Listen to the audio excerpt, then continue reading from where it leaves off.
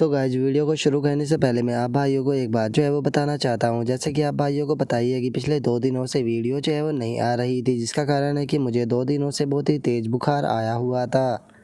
जिसके कारण मेरी तबीयत जो थी वो बहुत ही ज़्यादा ख़राब हो गई थी। देखा जाए तो अभी भी मेरी तबीयत जो है वो ख़राब ही है, लेकिन हाँ, मेरी तबीयत अभी इतनी ठीक हो चुकी है कि मैं आपके लिए थोड़ी बहुत वीडियो जो है वो रिकॉर्ड कर सकता हूँ। तो इसीलिए जब तक कि मेरी तबीयत जो है वो प्रॉपर ठीक नहीं हो जाती, आपको जो वीडियो है वो थोड़ी छोटी-छोटी देखने के लिए मिलेगी। लेकिन जैसे ही मेरी तबीयत पूरी तरह से ठीक हो जाती है, तो मैं दोबारा से पहले की तरह लॉन्ग वीडियो जो है वो लाने लगूँगा। तो इसीलिए मैं उम्मीद करता हूँ कि आप लोग जो है वो 1-2 दिन के लिए इस चीज़ को एडजस्ट जो है वो कर लोगे, क्योंकि 1-2 दिन में मेरी तबीयत जो है वो पूरी तरह से ठीक हो जाएगी। तो चलो अब अपनी वीडियो को शुरू करते हैं।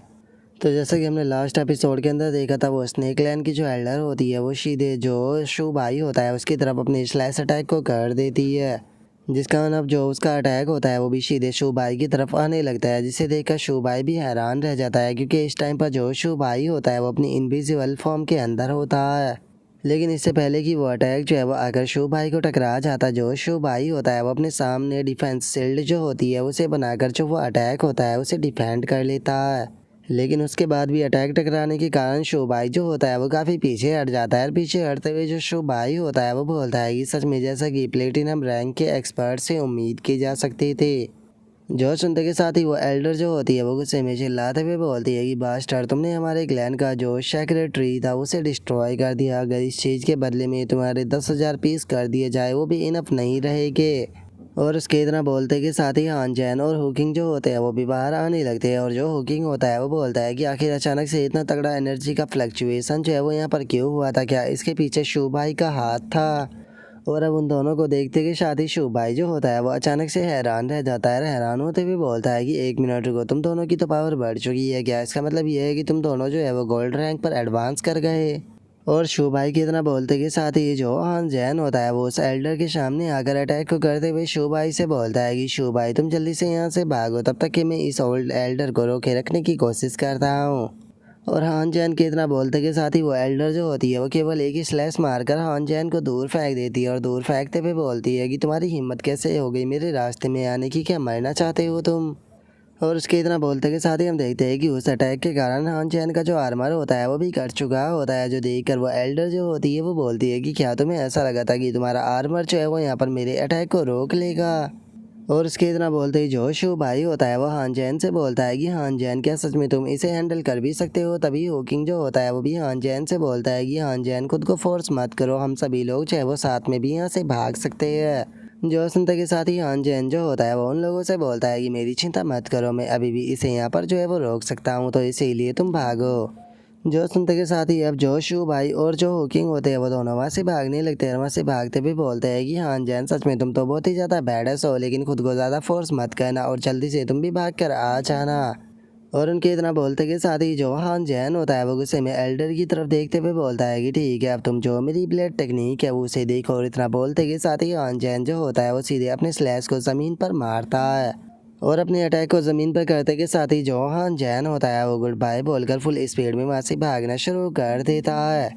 जिसके बाद में हान जैन जो होता है वो उन लोगों की तरफ भाग कर आते हुए बोलता है कि तुम लोग तो सच में भागने लगे, मेरे लिए तो रुको, मैं भी तुम्हारे साथ में आ रहा हूँ। जो सुनकर शू भाई उसकी तरफ एक फ्रूट फेंकते हुए बोलता है कि इस स्पिरिट फ्रूट को जल्दी से खाकर अपनी स्पिरिचुअल एनर्जी जो है वो रिकवर कर लो। और अब उन तीनों को वहाँ से भागता हुआ देखकर जो वो स्नेक लैंड की एल्डर होती है वो गुस्से में चिल्लाते हुए उन तीनों से बोलती है कि बास्टर्डो, क्या सच में तुम्हें ऐसा लगता है कि मैं तुम लोगों को आज यहाँ से जिंदा जाने देने वाली हूँ? लेकिन हम देखते हैं कि शो भाई, हान जैन और हुकिंग बिल्कुल भी उसकी बात के ऊपर ध्यान नहीं देते और फुल स्पीड में वहाँ से भागने लगते हैं। जो देखने के बाद में अब जो वो एल्डर होती है वो भी फुल स्पीड में उनका पीछा करना शुरू कर देती है। लेकिन उन तीनों की स्पीड को देखने के बाद में वो एल्डर भी काफ़ी ज़्यादा हैरान रह जाती है, हैरान होते हुए बोलती है कि ऐसा कैसे हो सकता है, गोल्ड रैंक के पर्सनों की आखिर इतनी स्पीड कैसे हो सकती है? और अब उसके इतना बोलते के साथ ही हमारा व्यू जो होता है वो 3 घंटे बाद पर आ जाता है, जहाँ पर कि शू भाई और बाकी के सभी लोग उनके पास से गायब हो चुके होते हैं। जो देखकर वो एल्डर जो होती है वो बोलती है कि सच में वे बास्टर्ड भागने में बहुत ज़्यादा तेज थे, लेकिन चाहे हम लोगों को कुछ भी जो है वो क्यों ना करना पड़े, हम लोग जो है उन्हें यहाँ से भागने जो है वो नहीं दे सकते, क्योंकि अगर वे तीनों यहाँ से हम लोगों के हाथों से बचकर निकल गए तो याद रखना हम सभी लोग जो है वो मारे जाएंगे। और उसके इतना बोलते के साथ ही एक बंदा जो होता है वो आकर उस एल्डर को कुछ बताता है, जो सुनकर वो एल्डर जो होती है वो घबराते हुए बोलती है कि क्या तुम इस चीज़ को लेकर पक्का श्योर हो कि वे लोग जो है वो इसी रास्ते से गए हैं। और इतना बोलते के साथ ही वो एल्डर जो होती है वो घबराते हुए अपने मन में सोचती है कि नहीं, ऐसा नहीं हो सकता, ये तो हेवनली रिवर है जो कि फॉरबिडन लैंड के अंदर आता है, क्योंकि इसके अंदर वो वाटरपूल मौजूद है। और अब इतना सोचते के साथ ही वो एल्डर जो होती है वो गुस्से में बोलती है कि अब हम लोग जो है वो इस चीज़ की परवाह जो है वो नहीं कर सकते हैं, हमें कुछ भी कर कर वे इंसान जो है उन्हें पकड़ना ही होगा, क्योंकि हमारी जो जान है वो उन इंसानों से ही जुड़ी हुई है। और उसके इतना बोलते के साथ ही हमारा व्यू जो होता है वो शू भाई और बाकी लोगों के ऊपर आ जाता है, जहाँ पर कि हुई हुकिंग जो होता है वो लंबी लंबी सांस लेते हुए बोलता है कि सच में मैं तो काफ़ी ज़्यादा थक गया हूँ, हमें थोड़ी देर यहाँ पर रुक कर आराम कर लेना चाहिए, मुझे नहीं लगता कि वे लोग इतनी जल्दी हमारे पास तक पहुँच पाएंगे। जो सुनते के साथ ही हानजैन जो होता है वो शू भाई से बोलता है कि शू भाई, वे लोग तो हमारा पीछा इस प्रकार कर रहे थे जैसे कि उनकी जान जो है वो हम लोगों से जुड़ी हुई हो, और आखिर वे लोग सेक्रेटरी की क्या बात कर रहे थे, आखिर ये क्या चीज़ है। जो सुनते के साथ ही शो भाई जो होता है वो थोड़ा बात को घुमाते हुए उन लोगों से बोलता है कि ये काफ़ी लंबी स्टोरी है, तो इसीलिए अभी के टाइम पर हम लोगों को सबसे पहले अपनी स्पिरिचुअल एनर्जी को रिकवर करने के ऊपर ध्यान देना चाहिए, ताकि हम लोग जो है वो इस जगह से निकल सके। और उनके इतना बोलते ही हम देखते हैं कि स्नेक क्लैन का ही एक और एल्डर जो होता है वो वहाँ पर आ जाता है, जो कि प्लेटिनम रैंक का ही एक्सपर्ट होता है। और वो एल्डर जो होता है वो आते हुए बोलता है कि अब हम तुम लोग जो है वो कहीं पर भी नहीं जाने वाले हो। यकीन नहीं होता कि वे लोग जो है वो सच में इतने ज़्यादा यूजलेस थे कि वे तुम्हारे जैसे जो मामूली इंसान है उन्हें भी नहीं पकड़ पाए, और तुम्हें यहाँ पर पकड़ने के लिए खुद मुझे आना पड़ा। और अब उस एल्डर को देखते के साथ ही हानजैन जो होता है वो फाइट के लिए तैयार हो जाता है, और वो चिल्लाते हुए बोलता है कि शू भाई और हुकिंग तुम दोनों यहाँ से जल्दी से निकलो। जो सुनते के साथ ही वो एल्डर जो होता है वो बोलता है कि तुम्हारे लिए सही यही रहेगा कि चुपचाप जो सेक्रेटरी है वो मेरे हवाले कर दो। और अभी तरह बोलते ही वो एल्डर जो होता है वो अपनी बड़ी सी स्नेक फॉर्म जो होती है उसके अंदर आ जाता है, और अपनी स्नेक फॉर्म के अंदर आते हुए बोलता है कि जिसके बाद में मैं तुम लोगों को एक आसान मौत जो है वो दे दूंगा। और इतना बोलते के साथ ही वो सीधे हानजैन के ऊपर अटैक करता है, जिसका हानजैन जो होता है वो भी हवा में उड़ जाता है, जो देखने के बाद में शू भाई को भी हानजैन की चिंता होने लगती है। और अब जो शो भाई होता है वो उस एल्डर की तरफ देखते हुए उससे बोलता है कि सच में यकीन नहीं होता कि तुम लोग जो है वो अभी भी उस इविल चीज़ को मुझसे मांग रहे हो, जिस चीज़ को तुम लोगों को पैदा ही नहीं करना चाहिए था। मैं जानता हूँ कि अगर बाकी को इस चीज़ के बारे में पता चल गया तो तुम सभी लोगों की जान जो है वो खतरे में आ जाएगी, तो इसीलिए इस बारे में तो भूल ही जाओ कि मैं तुम्हें ये चीज़ जो है वो देने वाला हूँ। और अब शू भाई की इस बात को सुनकर जो वो एल्डर होता है उसे भी शू भाई के ऊपर गुस्सा आ जाता है, और वो गुस्से में बोलता है कि अगर ऐसी बात है तो चलो फिर देखते हैं कि आखिर तुम लोग जो है वो कितनी देर तक मेरा सामना कर पाते हो। और उसके इतना बोलते के साथ ही हानजैन जो होता है वो फ्रूट को खाते हुए हुकिंग और शू भाई से बोलता है कि शू भाई और हुकिंग, यहाँ पर तुम इस बंदे को मेरे ऊपर छोड़ दो। जो सुनते के साथ ही शू भाई और जो हुकिंग होता है वो दोनों ही हैरान रह जाते हैं। तभी जो हान जैन होता है वो चिल्लाते हुए बोलता है कि इस बार मैं बिल्कुल भी मजाक जो है वो नहीं कर रहा हूँ, अगर हम तीनों ही यहाँ पर रुकते हैं तो ये नॉर्मल सी बात है कि हम तीनों ही यहाँ पर मारे जाएंगे, तो इसीलिए सही यही रहेगा कि हम में से यहाँ पर एक रुके। और मैं इतना तो समझ चुका हूँ कि तुम्हारे हाथ में पक्का कोई ऐसी चीज़ है जिससे कि ये सभी लोग जो है वो घबरा रहे हैं, तो इसीलिए सबसे ज़्यादा ज़रूरी ये है कि जो ह्यूमन रेस है उसकी जीत हो, तो इसीलिए शू भाई तुम्हें यहाँ से जाना होगा। और अब हान जैन की इस बात को सुनकर जो वोकिंग और जो शो भाई होता है उन दोनों को ही जो हान जैन होता है उसकी काफ़ी ज़्यादा चिंता होने लगती है। तभी हान जैन चिल्लाते हुए उनसे बोलता है कि मैंने कहा जल्दी से जाओ यहाँ से। जो सुनते के साथ ही अब वे दोनों भी वहाँ से भागने लगते हैं, और वहाँ से भागते हुए बोलते हैं कि हान जैन, हम लोग जो है वो तुम्हारा इंतज़ार करेगी, तो प्लीज़ मरना मत। और इतना बोलते के साथ ही वे दोनों वहाँ से भागने लगते हैं। तभी वो स्नेक क्लैन का जो एल्डर होता है वो उनके ऊपर अटैक करते हुए उनसे बोलता है कि क्या सच में तुम्हें ऐसा लगता है कि मैं तुम्हें यहाँ से भागने दूंगा, तुम लोग यहाँ पर मारे जाओगे। और इतना बोलकर वो अटैक करने ही वाला होता है,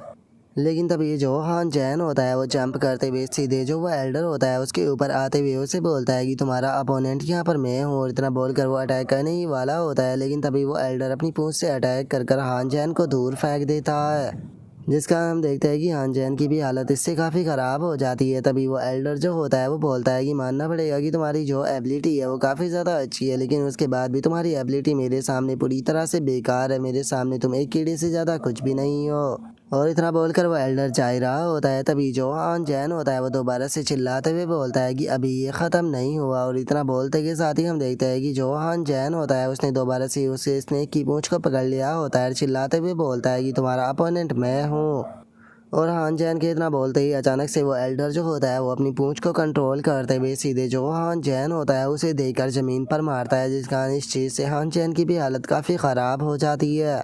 और उसके बाद में अब वो एल्डर अपनी एबिलिटी का इस्तेमाल करते हुए बोलता है कि मेरे पास में इतना टाइम नहीं है कि मैं तुम्हारे ऊपर अपने टाइम को बर्बाद कर सकूँ। और उस एल्डर के इतना बोलते ही हम देखते हैं कि अचानक से ज़मीन के अंदर से काफ़ी सारे स्नेक जो होते हैं वो निकल कर बाहर आ जाते हैं, जो कि सीधे हान जैन की तरफ अटैक करने के लिए जाने लगते हैं। और उसके इतना बोलते ही हमारा व्यू शो भाई के ऊपर आ जाता है, जो कि सामने के नज़ारे को देखते हुए बोलता है कि ये तो देखने में मैरिड वाटर पूल की तरह लग रहा है। जो सुनकर हुकिंग भी बोलता है कि तुमने बिल्कुल सही कहा। जो सुनकर शो भाई जो होता है वो थोड़ा सा हैरान होते हुए बोलता है कि लेकिन आखिर यहाँ पर इतनी ज़्यादा शांति क्यों है, क्या इसका कारण ये है कि जो अजूरा ड्रैगन है वो शायद आज अपने घर पर नहीं है। जो सुनकर हुकिंग जो होता है वो शो भाई से बोलता है कि शो भाई अभी तक वे लोग हमारे पास में नहीं पहुँचे हैं, तो हम लोगों को आगे क्या करना चाहिए।